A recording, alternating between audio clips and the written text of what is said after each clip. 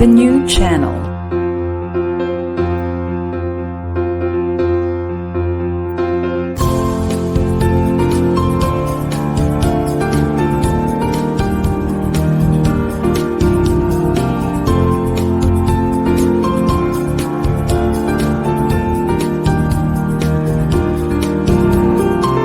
The new channel.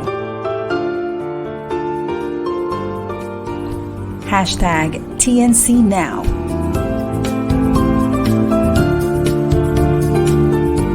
The views, opinions, and insights expressed in the following shows are those of the host, producers, guests, and viewers.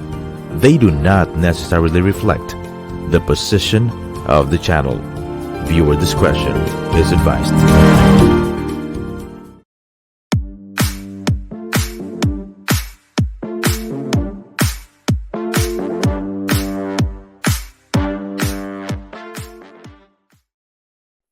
Hello! Welcome to the new channel. Our passion transforms a community that sees all things new. I'm Tina Manzano-Barbin, and I'm here right now at the Edsa Mall of Asia in Pasay City.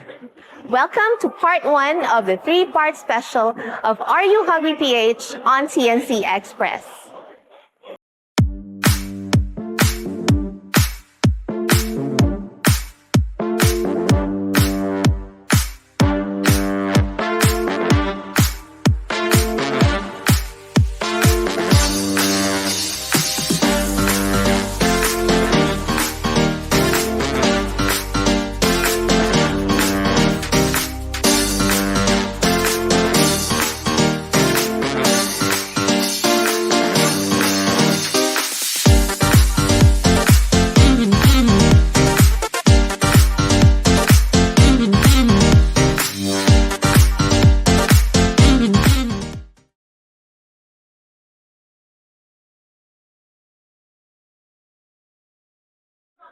Today, our special guest is the president of Sea Salt Seafood Restaurant.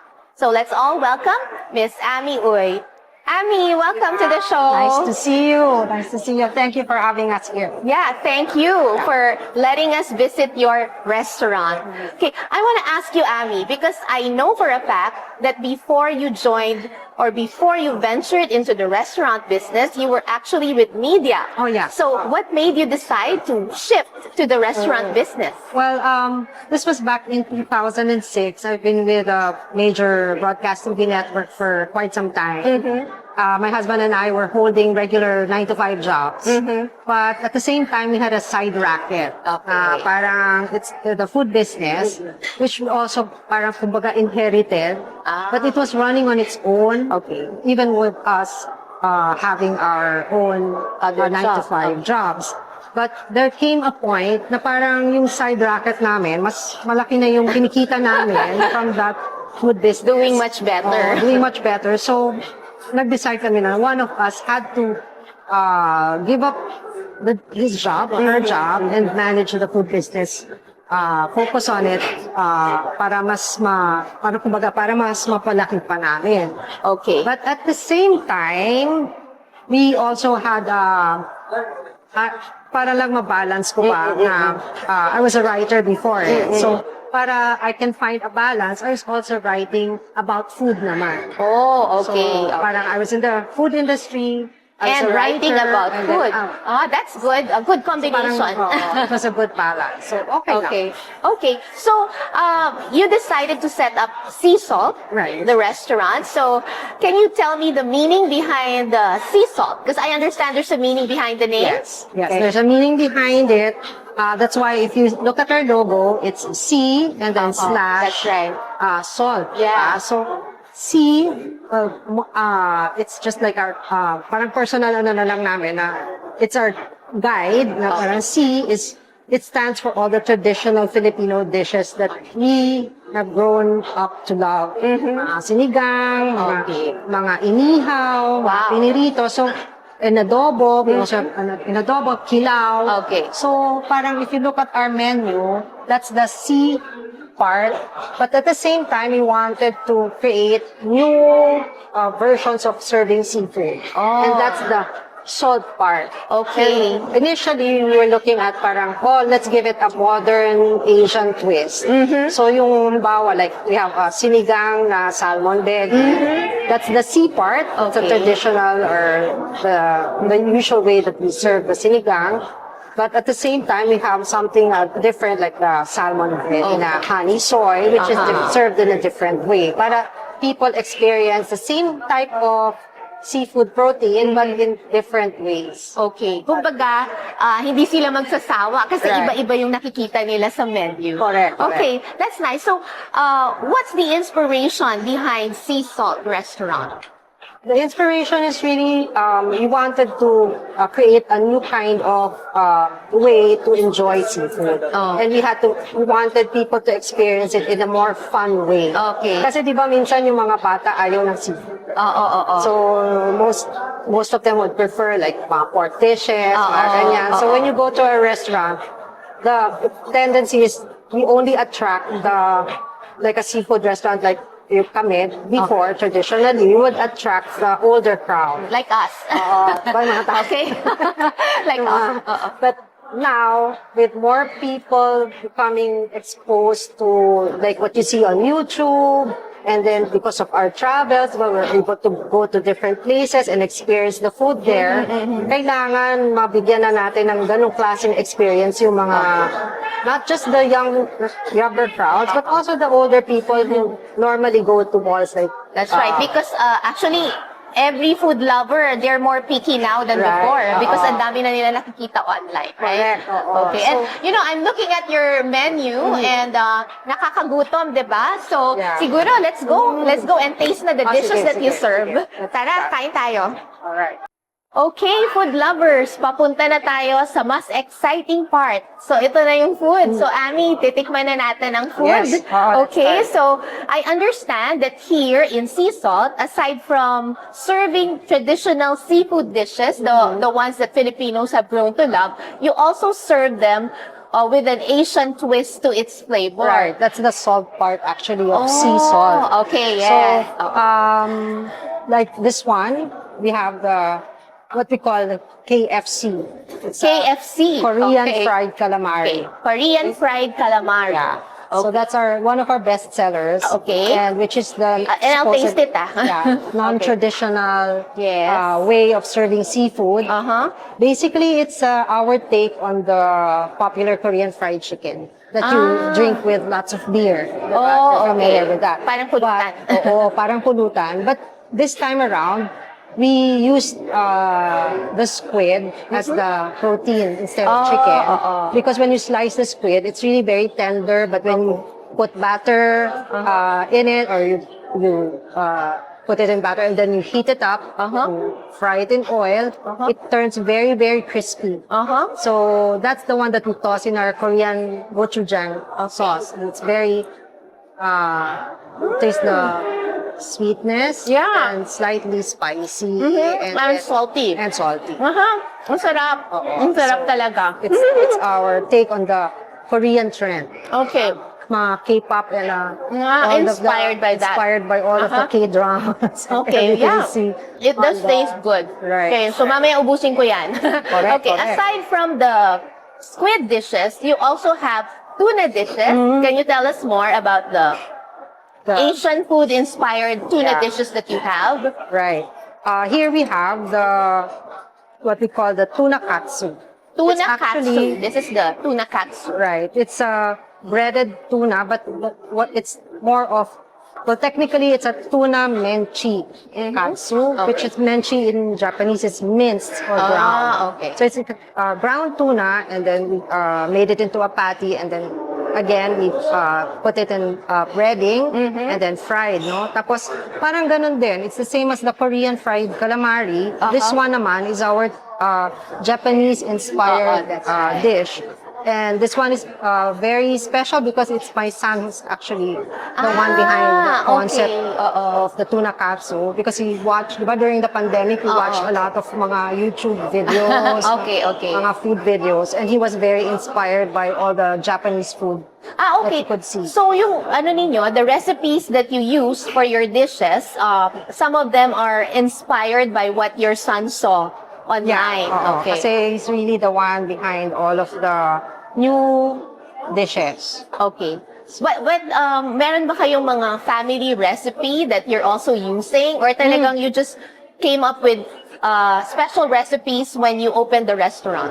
We had family recipe, not really family recipes, but the traditional way of cooking seafood. Okay. We have if you look at our menu, we have Inasal, Blue Marlin, we have sinigang, we have Yan yung mga traditional. pinirito, we have the crispy bangus belly, and then we also have the Grilled Tuna Belly, which is our best seller. So it's really a combination of what we already know and are familiar with what's new out there and what not really naman the younger people like, but more of the more adventurous That's right. customers. are looking Those who for. want something new. Parang na ano na.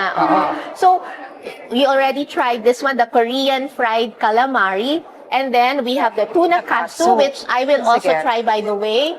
So this is Japanese food inspired. Okay, so may twist siya. Ang sarap din. Right. Okay. It's nice because a lot of people like crispy stuff, diba? And it's really like the protein that we use, like the squid. And here naman, it's minced tuna. It really goes well with mga fries. That's why we're fond of fish and chips. That's right. Same concept. So, aside from this tuna dish, you also have this one. And this is actually burger steak. But it's not made of beef. It's made of Tuna, minced tuna also. tuna. So, it's tuna burger steak. Imagine that. This Okay, so Amy, before we try out the other food dishes, I want to ask you first, what are the challenges that you have faced in running a restaurant, especially that we came from a pandemic? Oh yeah. Like everyone in the food industry during the pandemic, a lot of businesses actually had a very, very hard time. In our case, like Sea Salt was just newly open before the pandemic. It was open for 3 weeks only because the food hall in the mall was very new. And then we opened sometime mid-February. And then if I recall, it was 3 weeks after when the lockdown restrictions were set. Wow. So, parang it was a big blow to us because we invested so much and then we were supposed to have a big blessing here. The entire food hall had a big blessing scheduled and then lockdown, diba? And then we had to close for a number of months. So, Like how long? How long? Maybe a year? Tama ba? No. In Sea Salt's case, it was like 3 months. 3 months. Na completely closed. And then slowly, because there was like a ruling that you can only have so much dining capacity, di ba? Paunti-unti, binubuksan. So, we really couldn't cater to so many people at the time. And we were also having a hard time with our employees because some of them were also having a hard time because they were unemployed That's for right. a long time. So we had to support them. So those were the challenges. And then there were new protocols that we had to follow about sanitation, making sure that our people were healthy, that they did not catch the virus, things like that. So it was a totally different way of doing things in time of pandemic. But now, have you been able to pick up? Yes. Thankfully, it started middle of last year when the children were already allowed to go out. And then slowly, unti-unti, bumalik na yung crowd. And then, di ba, the senior citizens were also allowed not to eat in restaurants. But before that, mahirap. So, since June of last year up to December and now, medyo okay na. Okay, that's nice to know. Okay, that's good to know. Okay, so balik na naman tayo sa ating masasarap na pagkain. So, I think we should try naman the salmon. I know that salmon is your best seller. And salmon is good for the health. It's rich in omega-3 fatty acids. Good for the heart. Okay, so that's one of my favorite food actually, salmon. So, this is the salmon. Tell us more about the salmon. This is the honey soy salmon. Honey soy.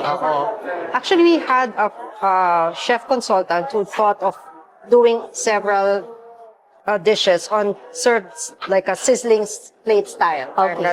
So this is one of them, and it makes use of the if you've tasted tuna belly, kasi it's very soft, but with the honey soy, parang it gives it a different flavor. Because we also have like the sinigang, Oo, the salmon this belly, one. Oo. which is our best seller naman. Ito, best seller to. So parang this is another way of serving the salmon belly, but it's not in the traditional way. This one is like Chinese food inspired because Sort of, honey, yeah. soy, Oo, yeah. correct. And this one is the traditional Filipino dish Yeah. that we've grown to love, the sinigang, di ba? Salmon belly. So, wow, ang sarap. And Oo. I understand that one of the reasons why bestseller niyo ang salmon is because when people get their food, you only cook the food once ordered. Is that Yes, correct? yeah. Okay. Because that's the way you have to do it when you're in a seafood restaurant. Okay. You cannot pre-cook dishes because it always has to be freshly cooked only upon the order of a customer. Oh, hindi kagaya nung Okay. ibang mga yung mga ibang nasa food court, iinit lang nila yung nandun Right. na. Oo. Kayo, talagang you only cook it upon order. Yes, it can be pre-prepared, like there's the patties, but it cannot be like lying there in the kitchen and waiting for a person to order it. Okay. Because everything has to be done only upon order. Okay, so this is one of your best sellers, but Right. aside from the sinigang na salmon belly, what else do you consider best sellers? Yeah, actually we have the grilled tuna belly, which is one of the best sellers here. Okay. And then another favorite is the tuna sisig. Tuna sisig. It's Okay. very special tuna sisig. And then aside from that, we have the KFC. It's actually doing very well. We also have crispy kare-kare. It's also Okay. one of the favorites. Okay. And actually marami. Marami pang bestseller. Oo. So, meron ba kayong mga promos here in Sea Salt? Yeah, every now and then kasi we offer something different or something new. So, like early part of this year, we came out with 2 dishes that we parang to also try to test if they will be accepted by the Okay. customers. So we had pancit pusit. It's actually our inadobong pusit, but it's served with noodles.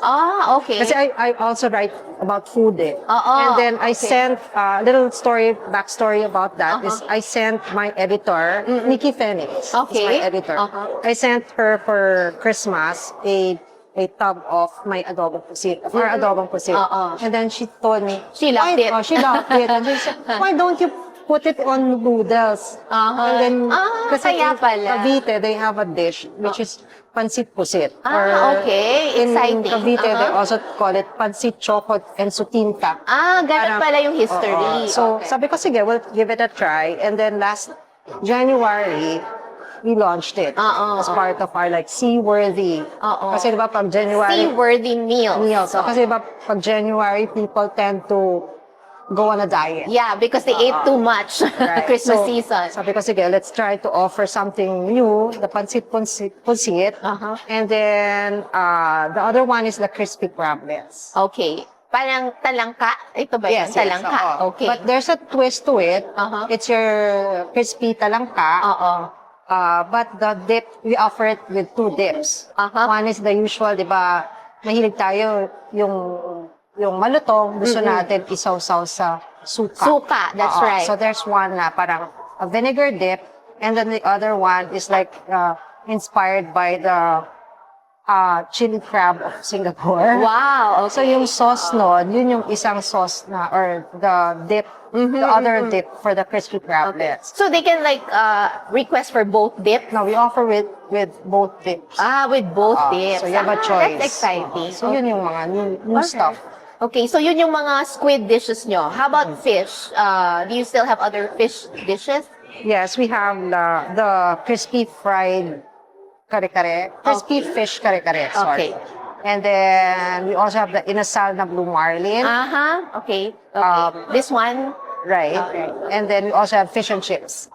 Fish and chips. And Yeah. also have calamari and chips. Oh yeah, the calamari. Right. But the calamari, you only serve it like this. You don't serve it the traditional Fish and chips Yeah. with calamari. No, and the chips. calamari, yeah. Yes, we also have the calamari and chips. And then there's another... The one that we're familiar with. Right. Okay, and this one is the one with the Asian twist. The one with the Asian twist. And we also have similar dish that's spicy squid, but it's served on a sizzling plate Okay, okay. with a sort of like a spicy or a hot Okay. sauce. So, Ami, I'm just curious. What made you decide to, focus on seafood? Is that a branding move, a marketing strategy, or is there any other reason why you decided we'll focus on seafood? We've been doing seafood for a while. Kasi. Okay. So, ever since, I think, 2004. 2004. So, Okay. parang, That was with another restaurant. it's another restaurant. But for sea salt, we've been doing it for 3 years because that's like our core competency. Ah, okay. Parang alam na namin how to do Expert it. na kayo sa We have seafood. established good relationships with suppliers of seafood. And we thought of yung parang there are several ways kasi that you can enjoy seafood. Parang ganon. So, it's not like yung the usual way na pag sa bahay, di ba, we serve it like pirito lang. Or pinaksiyo, parang ganon. Or sinigang. Even sinigang is a popular home style dish na seafood based. But yun nga, in sea salt, we wanted people to be more aware that there are several actually fun ways to enjoy seafood. Yes, that's right. So yun lang yung ano ng Okay. seafood. So, what are your future plans for sea salt? For this year, we plan to expand. So there are already plans for another branch to open sometime this year. Okay. And then, we recently opened kasi in SM North, the block. That's right. Last December. So we're, thankfully, that's also becoming popular. Okay. That's Okay. So you have branches here sa MOA and then sa SM North, the block.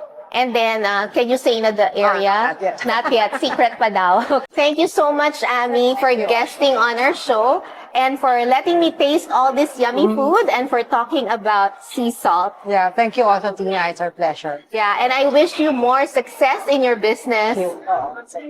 Come visit us anytime. Yes, definitely.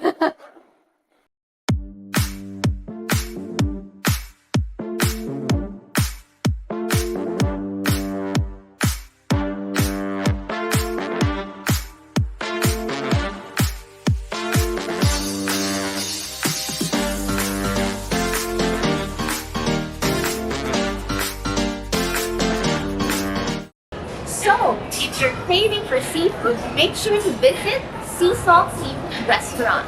They have 2 branches, one in SM MOA and the other one in this SM North block.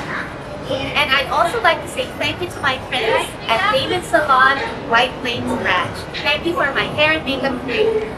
And food lovers, if you want to connect with Are You Hungry PH, do follow Are You Hungry PH on Facebook, Instagram, TikTok, and also subscribe to our YouTube channel. Thank you for joining us. This is Tina Barbin. I'll see you again next time for part 2 of Are You Hungry PH on TNC Express.